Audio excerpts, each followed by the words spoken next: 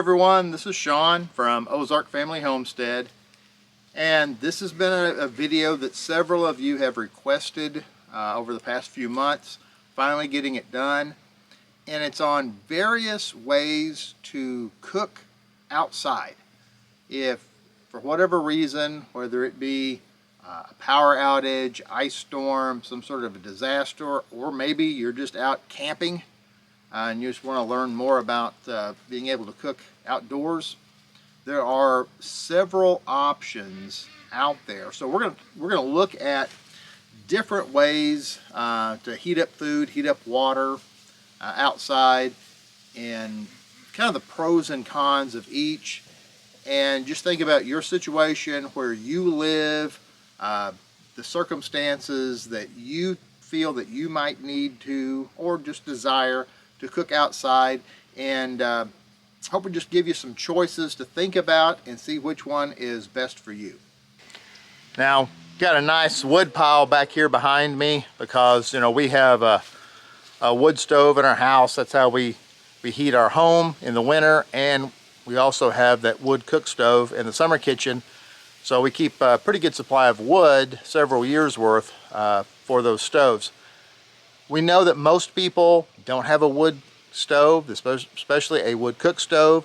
So, you know, you're going to have to think about how you're going to heat up water, heat up food in the event that you can't use your electric or even your gas stove. So some of the things that we're going to talk about today is we're going to start off with a sun oven, and that's really unique. We've had this just a few years, and it's pretty nifty. And we're also going to talk about some camping or military surplus type little stoves that you can carry in a backpack. Just heat one little thing up at a time. We'll talk about some propane options. And if you're going to have a outdoor fire, we're going to show you some different type of accessories you might want to think about having if you're going to cook over an open flame outside. Well, we're in the summer kitchen, and if you hear a noise in the background, that is the freeze dryer. Not going to complain about the background noise because we're just glad that it's working. Janice is finishing up some chicken eggs that we're freeze drying, kind of get us through the winter. So we're really happy that it's functioning, at least for now. But, you know, as we're talking about cooking in kind of the non-traditional ways that we don't normally associate cooking, of course we've got our wood cook stove here. And when I was growing up, I spent a lot of time around my great-grandparents. Now, my great-grandparents, they were born in the 1890s. They were Native American, very poor, and lived an extremely simple life on a homestead. I mean, they still used an outhouse right up until the end. I mean, in the 1980s, they were still using an outhouse. And I always remember all the big meals that my grandma would fix. Always had a pot of beans going, always had cornbread, usually had fried chicken, and she would leave those items on the old wood stove all day long, keeping it warm. And that's something that they started way back. I think her parents, grandparents, it was kind of a tradition years ago, to always have food available, so that if people traveling through, you gotta remember they didn't have the fast food places like they do now. So if someone was traveling and they'd stop, you could feed them, and company would stop over. And I just always remember walking into that old house they had, and the smell of all the food, and just always takes me back just more simple times of just cooking over that wood stove, and Grandma always having those meals ready for whoever came to visit. So Anna is going to be my camera person today. Go ahead and film her here with this sun oven. This is the first thing we're going to talk about. I wanted to go ahead and show you what this thing looks like from the side. All American Sun Oven. It says sunoven.com. It comes with a variety of accessories. We'll talk about those in here just a bit. We'll show you kind of how a sun oven works. And just to let you know, this is not a sponsor. We've owned this sun oven for several years, long before we had a YouTube channel. So this is not a sponsor. This is just something that we've had as one of our options. So we just want to show you how this sun oven works, and this might be a pretty good option for a lot of you. Okay, I want to show you real quick how this thing, when it's folded up, you pick this thing up here. This is going to be your reflective surface. It's going to kind of funnel in your sunlight into inside. I don't know how well this is picking up, but it's got a temperature gauge, and it's just got a container that'll funnel all that heat right into here, and this is what you'll put your food or whatever it is that you're wanting to heat up. It's right here inside of it. I'll turn the camera over to Anna, and I'll kind of show you how this thing works. Okay, so like I said, this is how this stores away. And basically, you open this up, you put your food down in here. Now, they've got various little racks that comes with it, so you can stack things up. And this is not, it's not very big inside. That's one of the limitations of the sun oven, is it's fairly small. So if you're like our family, we have gigantic pans because there's 9 people in the house. So you'll need to get like smaller sized pans to cook in when you're using the sun oven. So you've got your racks in there. You've got whatever it is in your pan. You put it in there. Close this. It seals down. And then what happens is this reflective shield folds out, and then all the sunlight just comes in and it reflects everything down into the container.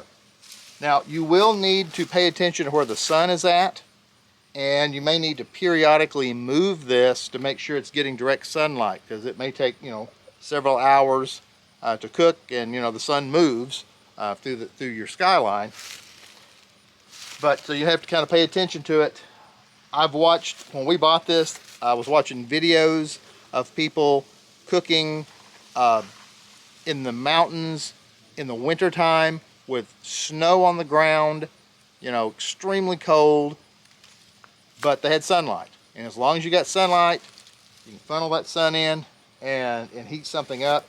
So what's really nice about these, 100% environmentally friendly. There's no emissions. There's no smoke. There's no gas. It doesn't make any type of noise. So no matter where you live, as long as you've got direct sunlight, this isn't going to bother anyone. And there's no risk of starting a fire or anything like that. But the biggest limitation would be you got to have sunlight, so you can't use it like at night or if it's raining or cloudy. And you've got to make sure that that you keep in mind it's only going to cook small amounts of things at one time. So I mentioned, the limitation of space, I would say, really is the primary weakness of the sun oven, because you're not going to be able to cook very many things at one time. Now, there probably are some gigantic ones that exist, but all the ones I ever see are smaller. So you're going to have to make sure you've got smaller size pots, pans. So this is about the maximum size you can really cook with.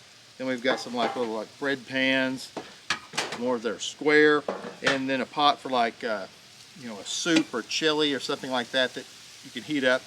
So you just need to make sure you've got cookware that will fit inside of the sun oven. And if you got a small family, you're probably going to be just fine. But if you got a larger family and you're relying completely on the sun oven, you're going to be cooking things in shifts basically. But pretty neat thing to have, and it doesn't take up a whole lot of space. As you can see, when it folds up, and it comes with a little carrying case type of a thing that it can go in. We keep it in a box. But this is an option that you can think about for cooking outside. One thing you do have to think about if you're going to be cooking outdoors, you might not want to be using your normal cookware that you have in your kitchen. Now, especially if you're going to go camping, hiking, obviously you're going to want a different type of cookware. But even if you're just doing something alternative out in the yard or on a cook stove, you might want to use a camping style mess kit. I'm going to show you two different options that are out there. One, this is what I've used a lot back, especially back when I was a teenager, when I was younger and I camped all the time, we'd go hiking.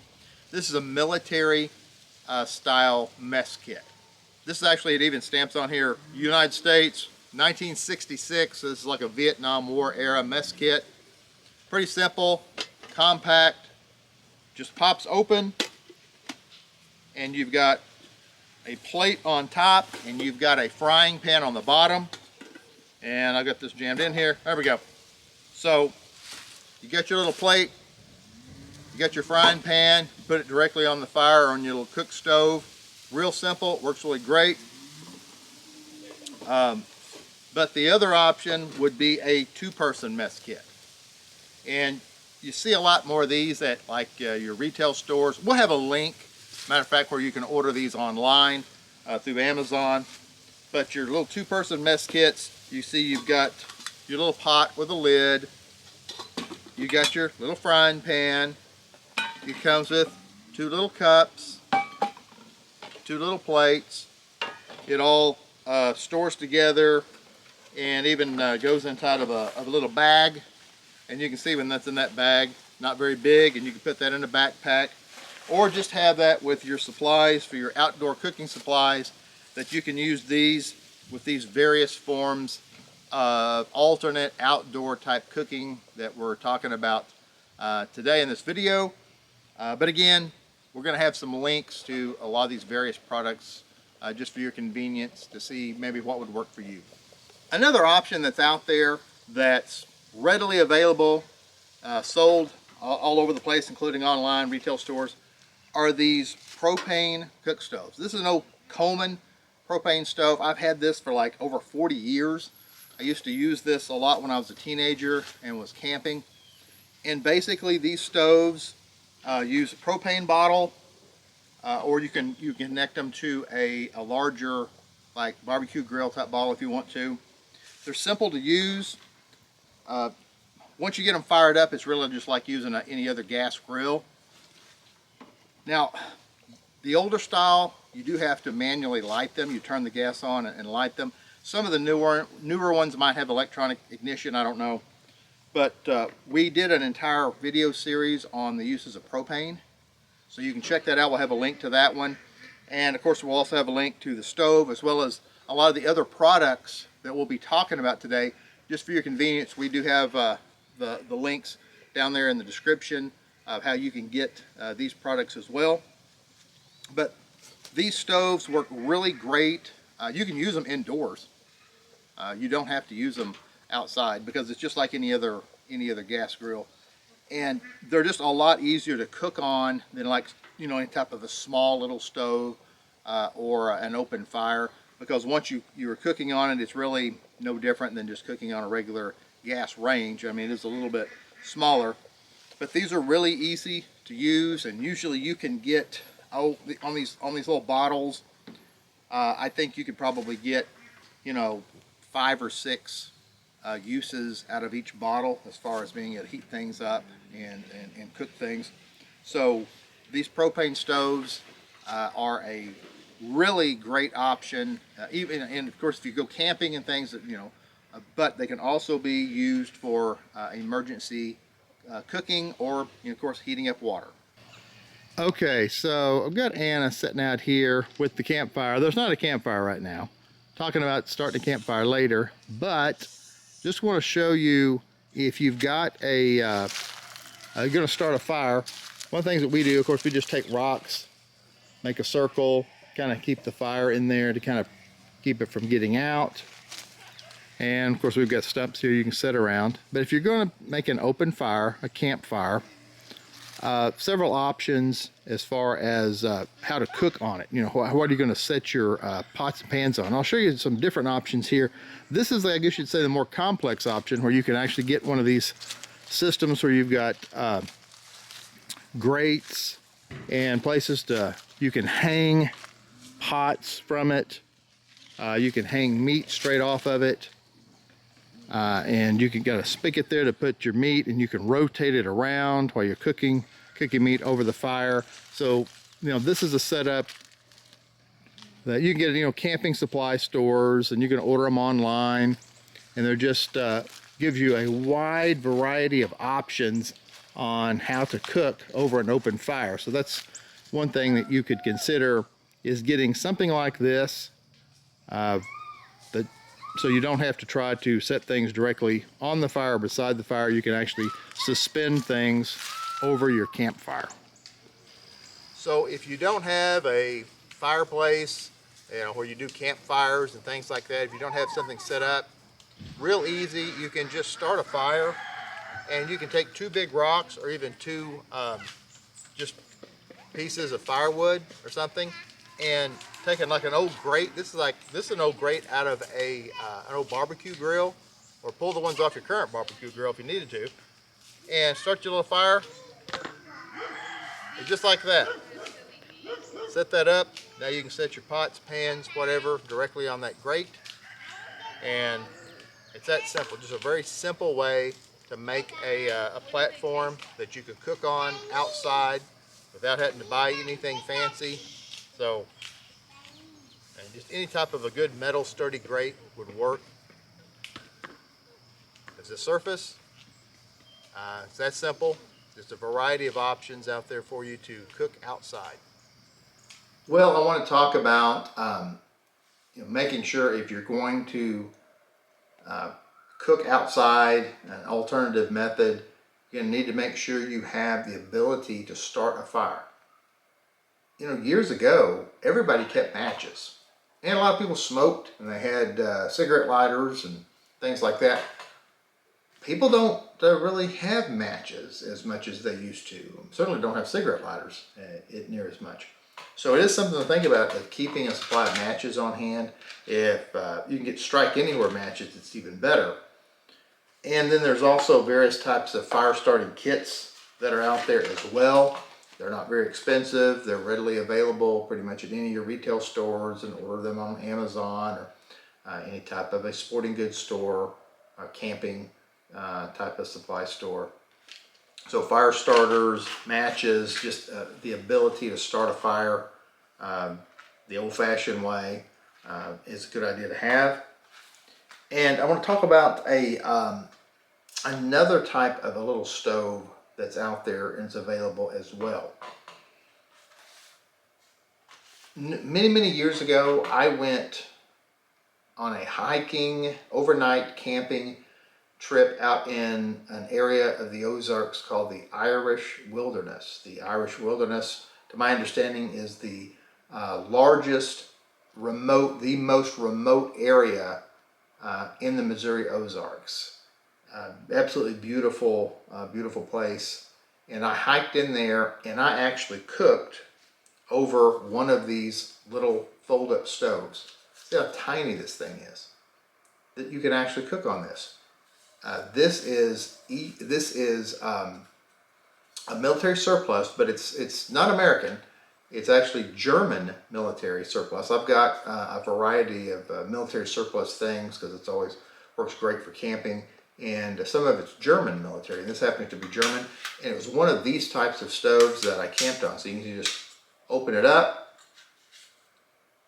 and just set it down, set your little pot or your little cook kit directly on it. It works really well. And you've got these little fuel sticks, these little fuel bars that burn in them. And basically, you break these off, you put one on there, you light it with a match, it burns, and these things will burn about up to almost 10 minutes, which should be enough time to heat something up. And you just put your little pot on there and cook it right up. Very discreet, very small. and really doesn't cause a risk of a big forest fire or anything like that. And there's all kinds of different types of fuel bars that are out there. Trioxane is, I believe, the way you pronounce it. And there's Sterno. There's various types of different types of fuels you can use for these types of little stoves. But works really great. And like I said, I've personally used them. I know that they work. And it could be a little option that you could have, whether it be a get home bag or just camping supplies, hiking, or just a small scale way to heat up food, heat up water in an emergency situation. Well, I know this was a short video, but it was a request. People wanted to see a little something about outdoor cooking, so I just kind of showed you some of the options that we have. So if you've got other ideas or other things that you do for cooking outside or alternative cooking methods, please put that in the comments below. And if you haven't subscribed, please do so and give us that thumbs up. And until next time, we'll see you here on Ozark Family Homestead. Goodbye. Thanks for watching